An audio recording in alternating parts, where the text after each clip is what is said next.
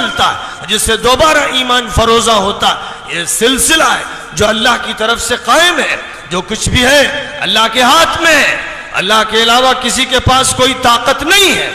اگر تمہارے دل میں یہ بات ہے، صاف سن لو، اگر تم یہ سمجھتے ہو کہ حالات نہیں بدلیں گے کیونکہ امریکہ طاقتور ہے، اگر یہ سمجھتے ہو کہ حالات نہیں بدلیں گے کیونکہ یورپ اور روس کے پاس اور چین کے پاس طاقت ہے، اگر تم یہ سمجھتے ہو کہ ہندوستان میں اکثریت کے پاس طاقت ہے اور یہاں ایک بڑی فوج و پولیس ہے اس کے پاس طاقت ہے، حالات نہیں بدل سکتے، تو خدا کی قسم تم کافر ہو، تم مشرک ہو، تمہارا ایمان سلب ہو چکا ہے۔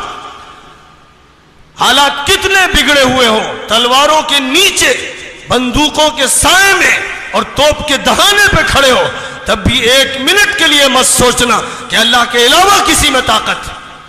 طاقت اللہ کے ہاتھ میں ہے، جس وقت اللہ چاہے گا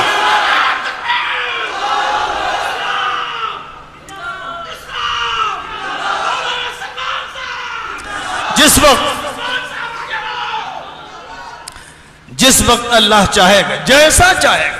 قرآن اسی سے بھرا ہوا ہے۔ افسوس کہ مسلمان قرآن کی تلاوت کرتے ہیں لیکن سمجھتے نہیں، قرآن تراویح میں سنتے ہیں لیکن سمجھتے نہیں۔